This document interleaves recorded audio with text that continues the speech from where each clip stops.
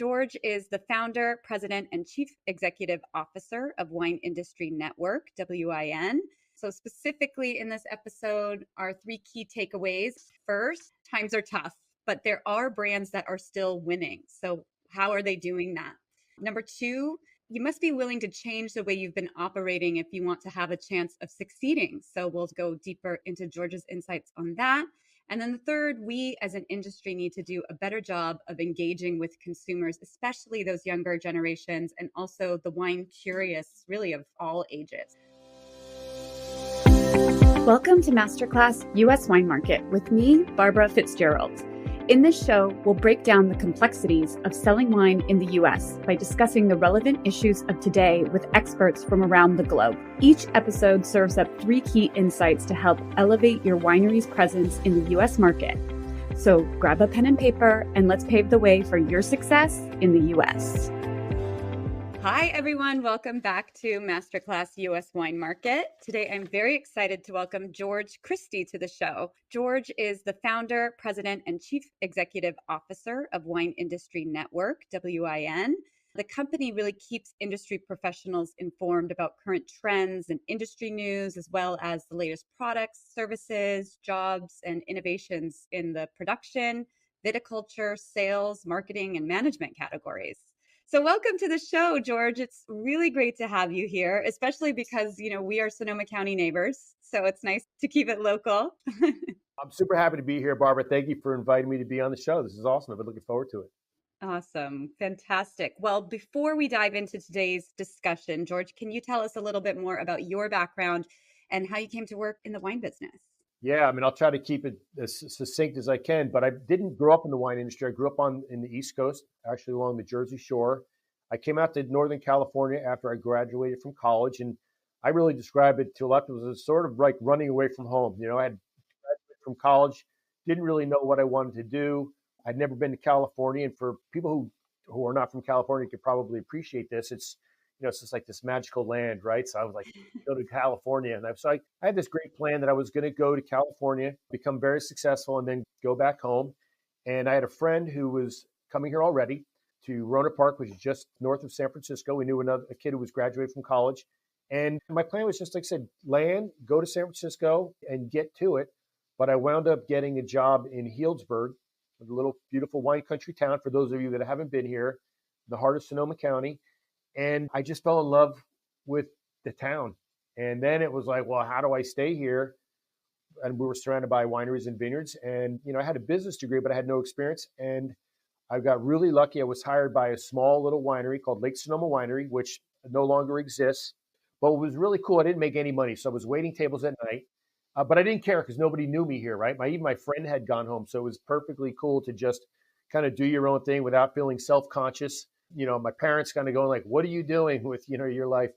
But it was great because at this little winery, and all little wineries are the same, everybody has to do a little bit of everything. So obviously I spent time helping out in the tasting room and for our events. I did a lot of administrative work, right? Because I had some experience there, but I helped out, during crush. I was down there. We just had like the open tops and doing some punch downs and pump overs. I got out and I spent a lot of time in the vineyard pruning, doing repairs. When we bottled, we all were on the bottling line. So it was just a really awesome training opportunity for me to learn a little bit about the different aspects of the operations. And what happened, who was very lucky, was it was just a small little, mom and pop and their son, and mom and dad were very elderly. The father passed away, and they sold the winery to Corbel, and they kept me on. And then I was part of like a fairly significant winery operation. Anyway, I just loved it. I loved the people. I just loved everything about it.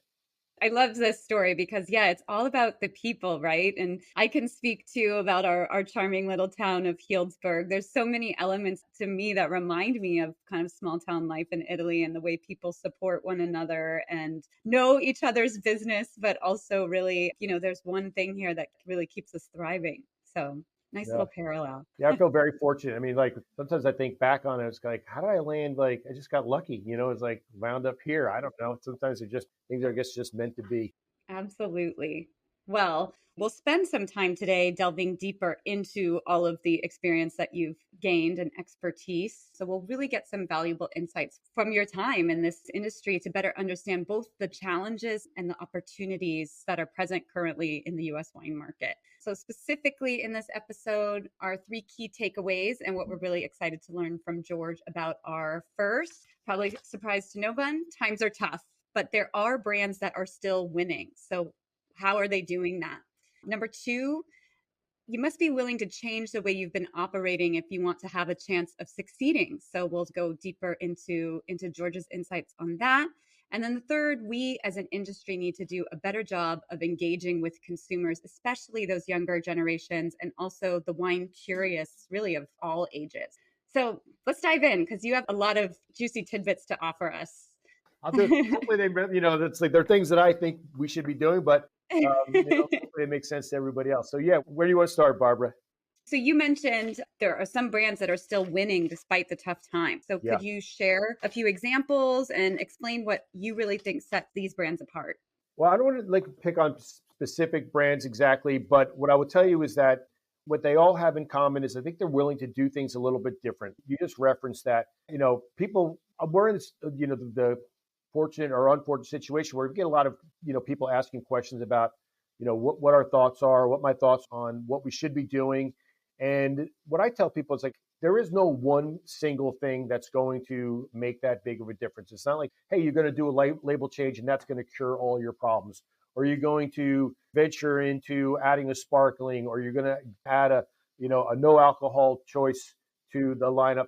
I don't think there's any one thing that works for everybody, but one thing I am certain of is that if you don't embrace change, if you're not willing to experiment and do something different, then you're just going to get more of the same. You will fade away because there's too many other people that are working really, really hard to survive.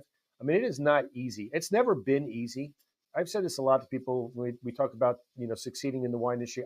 I don't think it's complicated. I think that, obviously you have to make a good product. Okay. That's just to get you a seat at the table because we are surrounded by awesome wine producers and great winemakers and talented grape growers. You got to price it in the realm of reality. Okay. You can't just go out there and go, hey, this bottle's worth $1,000. You've got to be living in real world as it comes to your pricing. But mainly you have to be willing to you just have to be working hard, be willing to work hard all the time, to be out there selling all the time. And that's the part that I think, and again, this is no secret for anybody who's in our industry, but I think that's the part that really that's where the rubber meets the road. Are you willing to be engaging with customers all the time? I don't care if it's at your tasting room or you're out in the marketplace or you're getting on airplanes or whatever it is, you have to be okay with that. It has to be kind of built into your DNA because you can't fake it. You can't sustain that kind of energy. You have to really love it. And if you do, I think you'll be okay. Yeah, I like that you called out, the willingness to change, which is really scary in our industry because, we're not like other alcohol industries where they kind of have many chances throughout the year to make the product. So we understand why it might be scary in the wine industry. But actually, I heard Robert Joseph give a really great analogy. I thought that, people often say if you keep doing something the same, you're always going to get the same results. And he said, no, actually, if you keep doing something the same, eventually your results are going to diminish more and more. So if you have a bag of potato chips and every day you're pulling one chip out, eventually you're going to have no potato chips. Yeah. So we do some interviews here, and we interviewed a gentleman who's the CEO of Wine Shipping, and Wine Shipping is obviously a big company. We had a similar conversation, and he referenced a book I think called "Who Moved the Cheese." It's a kind of more of like a parable, but the gist of it is like if you just keep going back, it's not like you're going to get the same. It's going to diminish.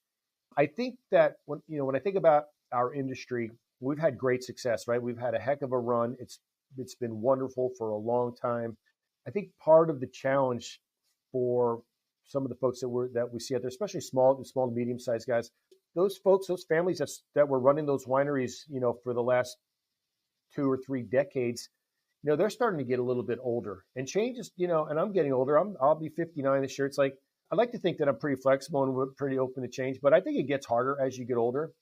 And I think for a lot of those folks, it's like, oh my God, like the technology, the change and the rapid change in the technology that's available can be overwhelming. I'll pick on our little continue to pick on like Little Healdsburg, and most of my career was in Dry Creek Valley. When I first started, I think there were like 20 wineries or something. And then now I think there's like 40 or something, so it's like it's gotten, progressively more competitive.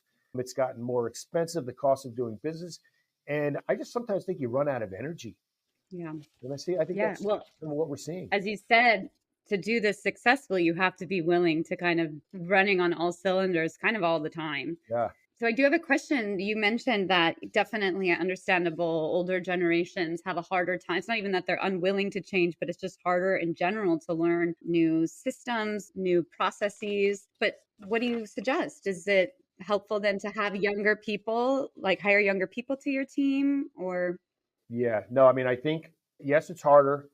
But the good news is that the tools that you have access to actually help you run your business better, right? So the ability to, pick on some of like the point of sale systems that are now, available that weren't available 20 years ago. You really dive in and understand who your customer is, what they like, and then cater your communication to them based on that versus the other way, which is like, hey, we've got a lot of Chardonnay to sell. Let's push the Chardonnay. Well, they don't drink Chardonnay. They like your Zin or they like your Cab. So the tools are great. And they're actually not so, they actually make them so they're easier to use, but it's just anything new is intimidating. I do think that embracing and bringing younger people into the operation is important, and not just as an employee, but giving them a voice. I'll share with you kind of a funny experience I had. So I was at a meeting not too long ago where there were, I don't know, like maybe like 20 or so executive directors from different associations around the state and around the country.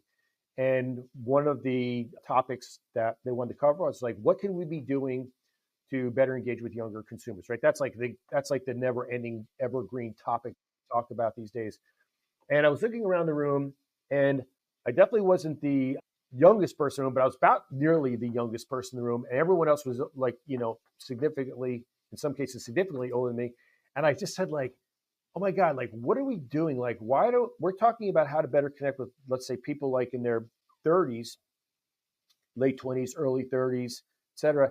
Here's an idea. Like, why don't we have people who are in their younger 30s participating in this conversation?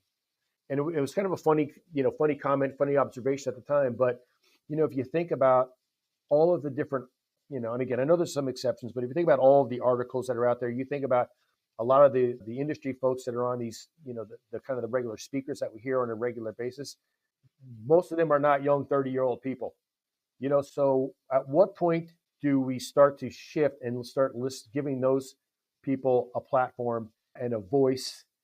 Because that, to me, that's one of the big things we need to be thinking about. Absolutely.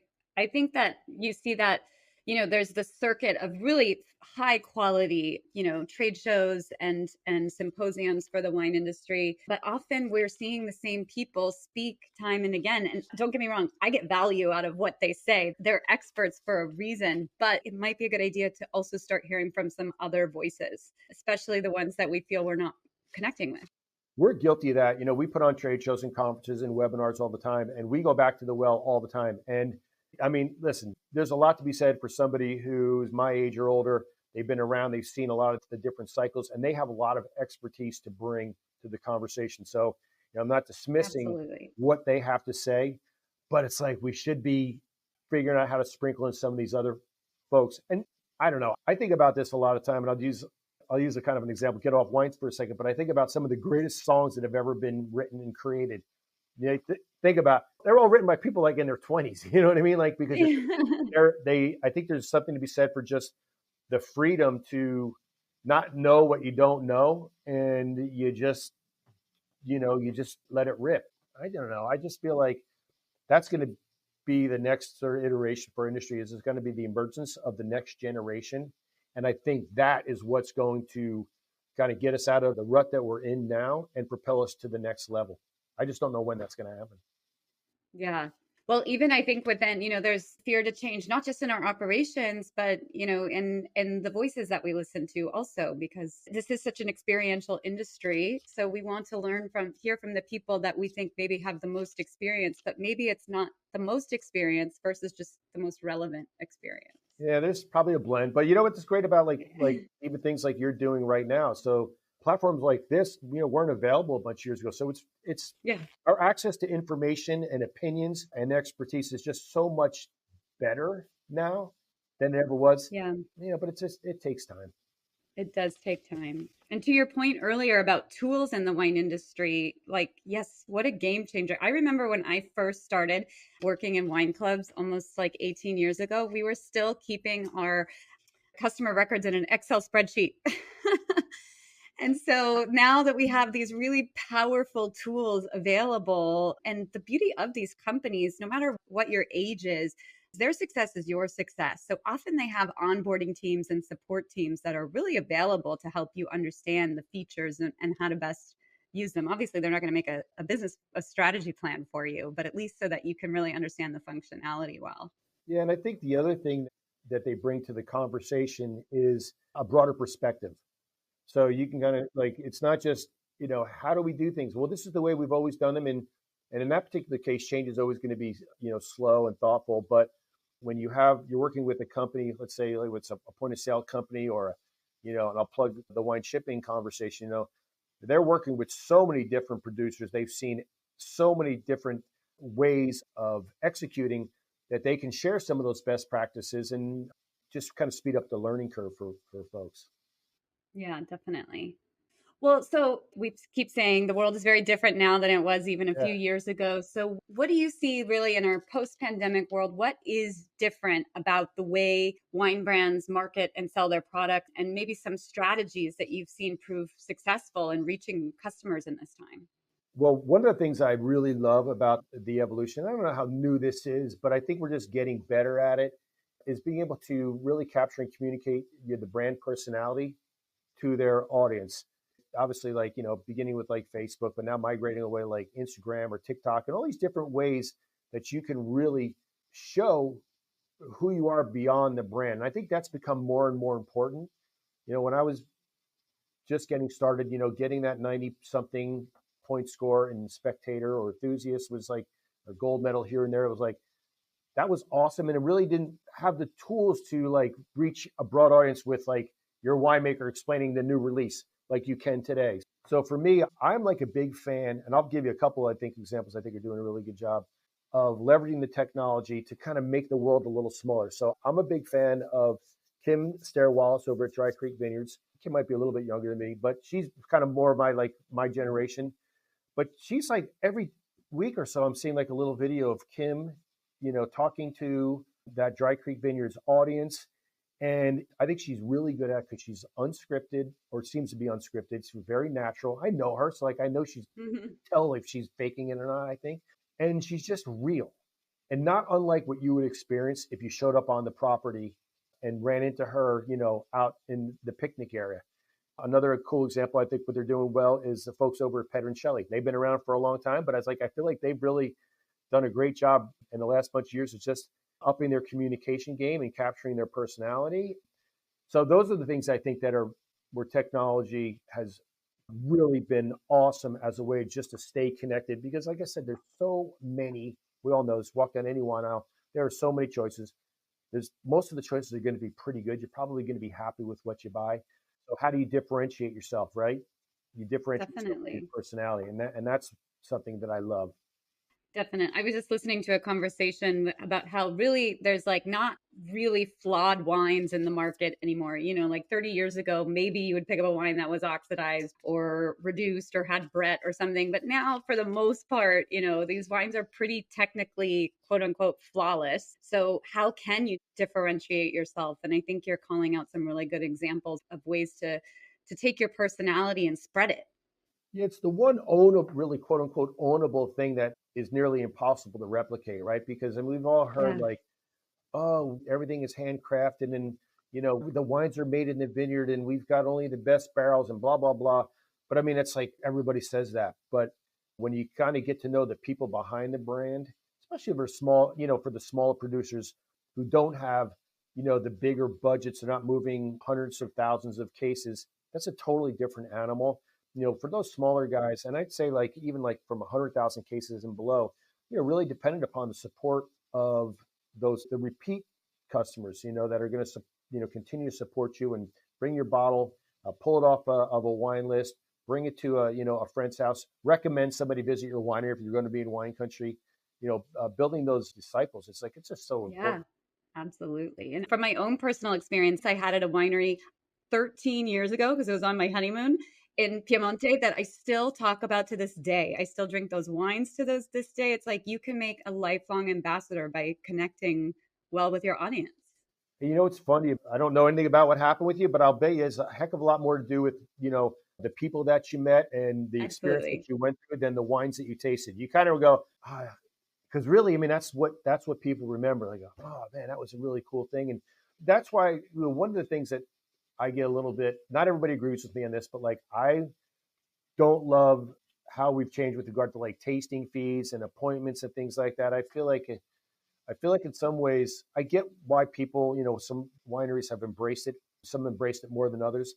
But I also feel like, gosh, like I miss those days when you could come to wine country. You're visiting San Francisco. You take a day or two in wine country. You don't know much about wine. You could pop in to a tasting room. Somebody nice would be there to greet you. And you go and you learn a little something and you have a good experience. And that's the kind of thing that really resonates when they go back home and go, you know what? I didn't really know much about wine, but I visited a couple of tasting rooms. I learned a couple of things, and now I'm starting to buy some wine. I feel like the way we've evolved, and maybe I'm just picking on Sonoma, Napa a little bit. It's just gotten so cost prohibitive for people, especially younger people, and I think Yeah. that's something that we need to take a serious look at. I agree completely because we've lost that, to your point, that customer. So it used to be you could rely really heavily on people, weekenders coming up from the Bay Area just for the day to go wine tasting. But now that they think it's cost prohibitive or it's calendar prohibitive, like you have to have a reservation weeks in advance, they're not coming up. And when we're talking about losing, tourism down, how can we communicate to them that they're still welcome here or Yeah, anywhere where you're trying to find tourists, visitors? yeah, it's a challenge. There's no easy solutions because on the flip side, the reality is that running these winery operations has gotten a lot more expensive as well. So it's Absolutely. another thing in our world that's just complicated. It's very gray. Yeah. Kind of on this point, do you have maybe some ideas for actionable steps some brands, wineries can take to improve their operations and really stay relevant in today's rapidly changing market? Well, I don't know about much advice of like changing your operations. I think some of the things we talked about earlier, regardless of what aspect of the winery operation we're talking about, I think there are technology solutions that can help you be more efficient. I think you have to be looking. They are looking at this. It's another term I use a lot. It's like necessity being the mother of invention. Like, if you're having labor issues, you better figure out a way around that. So I think technology is a big thing. I think in terms of making our region, you could pick on any little appellation or any county. I do think that and this is what's the beautiful thing about our industry is like we do recognize it's important for us to continue to work together. That's why our winery associations are so important. I would love to see, and I think we're starting to see it now, but like, hey, no tasting fees Wednesday or no tasting fees March, or, just things that just putting those special offers out there to people to make it a little bit more enticing, knowing that once they're here, it's very easy to fall in love with wine country and going exploring, these different wineries and different wines. But we got to, you've got to get them here, and there lies the challenge. But listen, I know that the wine industry is going through challenging times, but it's not going to go away. It's just too much a part of life, and it has been for thousands of years. I would say the same thing about wine country. I don't care if you're up in Northern California or along the Central Coast or other emerging wine regions around around the country. There's just something cool about being at a winery and surrounded by vineyards and tasting something that came from the fruit that just outside the window there. It just is something cool about that. Absolutely. We might be biased, but I don't know. I think, especially, if you're thinking also about Italy, the feeling of going to these places that is so connected to the naturalness of the area, but also connected to the community and how the community thrives. It just feels like what better way is there to, experience a culture than to have something like this? Yeah, no, it's not us. Time, man. They come here, they go, "Oh my God, this is great. I want to live here. I want to move here." And Yeah. if they're wealthy enough, they go, "You know what? I need to buy one of these things. This is the Yeah. greatest thing ever." And they realize, yeah, you got to work hard. It's not easy. Yes. It's not all like, it's not all, beautiful Yeah, it's food not and all wine. clinking glasses and gourmet food. Well, you did also mention in your takeaways that we need to do a better job of connecting with the wine curious. So, Yeah. what does that mean to you? Who are the wine curious? Well, I kind of alluded to that a little bit in the comment that I just made about, those folks that are out there and they're going to go visit San Francisco and then maybe visit the Redwoods and check out the Northern California coast. And hey, let's go check out wine country because they're, you know, paint a picture of like somebody who maybe did not grow up with, wine on their tables, on a regular basis. It wasn't part of their, what their mom and dad did. So, but they see it, you see it on TV, about wine, but it's going to be a little intimidating. That's what I mean by the wine curious. That person goes like, you know what? I'd like to learn a little bit more. I'm maybe a little too afraid to ask, but I just don't know anything. So I'll order a cocktail. Those are like the wine curious people that I want us to get back to doing a good job with. And that's where I kind of go back to like, I think for those folks, that's where it can get a little bit intimidating, whether it's the cost of a tasting or having to schedule, far out in advance. I mean, just coming to like picking on our little town here, it's like, I don't know how many wineries are within like a 15-mile radius.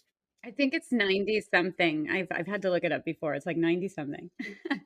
It's nuts. And so, that's not that much different than walking down a wine aisle and saying, hey, go grab a bottle of wine. It's like, oh my God, it's overwhelming. Like, where do I go? To the biggest one, to the smallest one? I don't know. So I just think finding ways to make those kinds of folks feel welcome and invited and give them the chance. Like, I remember like being in a tasting room and having to deal with folks like that back in the day. And I love when I get people like that because I would just say, hey, because you could tell they were nervous. It's like, hey, listen, here's what we're going to do. We're going to go through some wines. I'll tell you a little bit about them. And all you need to do is we'll try to figure out what you like and what you don't like. And that's it. If I pour you something and you don't like it, just dump it out right in the dump bucket.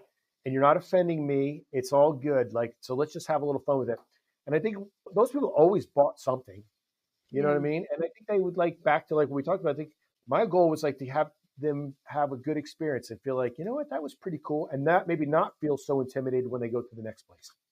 Yeah, because they're feeling supported by you in their discovery. And that's when we're talking about a subject that is a little, let's face it, complex. It's so helpful to have people that are supporting you in opening the door. Yeah, exactly. I mean, I think if we could just, and I know what it's like, right, to kind of go like, people to go like, they don't know if it's good or bad, right? It's like, you know what? It's all that matters is if you like it. But it's just like, it seems like such a simple thing, but it's not so simple when when you start thinking about the regular consumer. There's just something to be said for like for those folks feeling intimidated. So Yeah, yeah. Well, let's spend a moment here. We'll do a little plug for Wine Industry Network, but this is really we're talking earlier about tools and tech, and this is a great tool. So can you explain a little bit more how it supports professionals to stay informed about current trends and industry news and also really especially, I guess, related to engaging these new consumers that we're really yeah, hungry for? so it's always hard to kind of explain exactly what we do at Wine Industry Network. It's on one hand, a lot of what we do is work to support our industry vendors, right? So those guys sell bottles, barrels, corks, et cetera. We do a lot of marketing and promotion on their behalf. We put on trade shows and conferences. But the real value proposition that we offer them is access to a wine industry audience, those folks that need those bottles, barrels, corks, tractors, et cetera. And so to that end, what we work really hard at is being a great resource for them. So whether that's trying to stay up on wine industry news, we have an email that goes out Monday through Friday called our afternoon brief. It just recaps what's happening in the industry to keep them informed and make it really easy for them to stay informed. We put on conferences, in-person traditional conferences where we tackle subject matter from, production, vineyard sales and marketing, and what we call strategy and leadership, sort of big picture thinking. During COVID, we really jumped in with both feet on producing webinars, educational webinars, because we had, we were like, how do we need to continue to push information out there, which we continue to do because that's really fun. We can get expert speakers from all over the world to speak to our audience, but all of that really falling under the umbrella of we want to be a great business resource, regardless of what your role is in the industry. And I think the other thing that we do, which I'm proud of and we'll always do, is continue to support other organizations like our winery associations and their efforts to keep things moving in a positive direction, because they play such an important role, and I don't think that they get the credit that they deserve. And I'm not sure why, but they just don't. They're kind of those unsung heroes. So we're big supporters of our winery associations as well. That's wonderful. And so you are based in the U.S. in Sonoma County, but really what you offer is relevant to an international audience. And so Italians, for example, could participate in the webinars. Absolutely. We work very closely with some of our Italian friends, especially on the production side. There was one particular group called Vineyards, an event called Forum, and it's more technical, but there's a lot to be learned from what our colleagues are doing around the world. So we try to do the best we can to include those. There's a lot. I mean, for the most part, it's our audience is primarily a North American wine industry audience, but on the speaker side, if you will, they're from a lot of folks from all over the world. Yeah. So always something to learn from everybody. You know what? We're all in it together. Yes, exactly.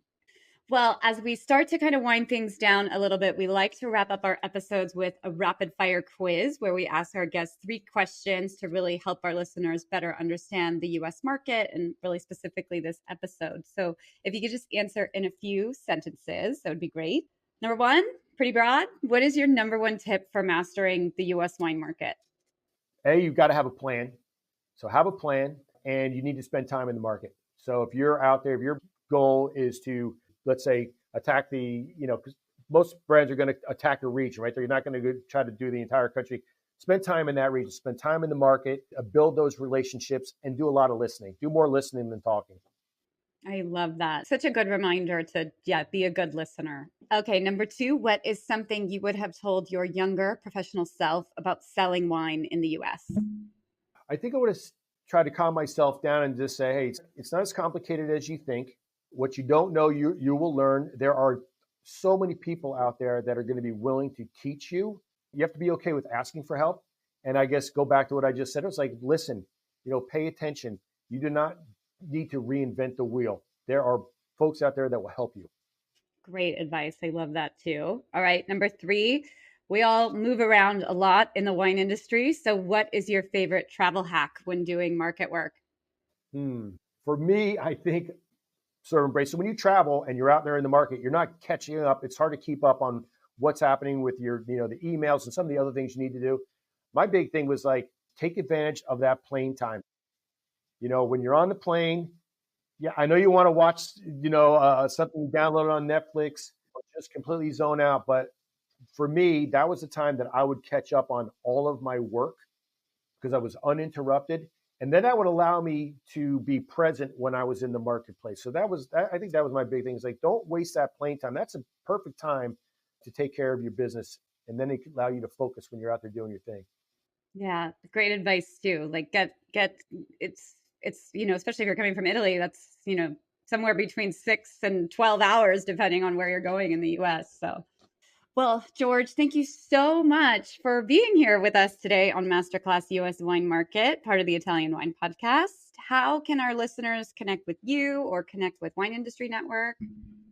Yep. If you're interested in learning a little more about Wine Industry Network, so go to wineindustryNetwork.com. For the news that I mentioned, we have a sister site, an editorial site called Wine Industry Advisor, wineindustryadvisor.com. That afternoon brief that I referenced, that is free. You could sign up for that, wineindustryadvisor.com. And I think that's just a great way, a great start for people to want to just get up to speed on what's happening on a regular basis.